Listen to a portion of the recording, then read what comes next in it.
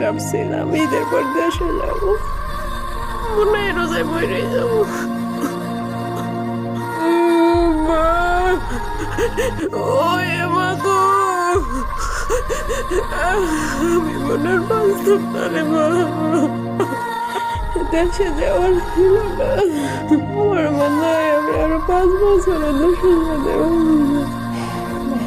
মিলে জায়গা জায়গায় বমি করে চলেছে, মিলের বমি গু, তারপরে আপনার মা তোর মা নিজের হাতে করে আল্লাহ কত কষ্ট রে ভাই, কত কষ্ট। এগুলো সব করে কি ভাত খাওয়া যায়?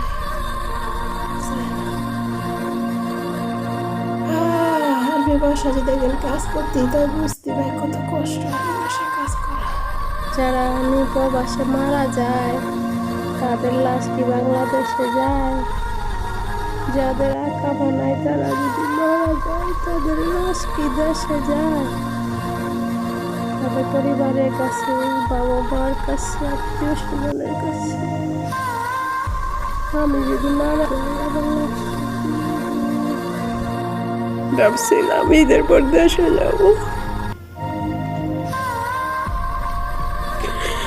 দেশে যাওয়ার ছিল না। আমার মনে হয় আমি আরো 5 বছর দেশে যাবো, মনে হয় রোজায় বইরে যাবো।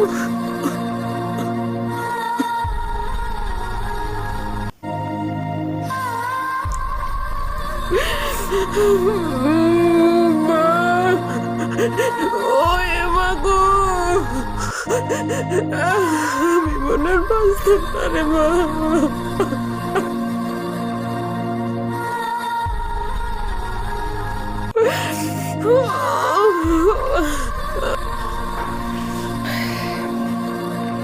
এমনও মানুষ আছে যে একসাথে খানা খাইছি, একসাথে চলছি ফিরছি, অথচ আমার এই বিপদে আমার একটা ফোন দিয়ে জিজ্ঞেস করে না এই যে সকালে কেমন আছো, কি সমস্যা।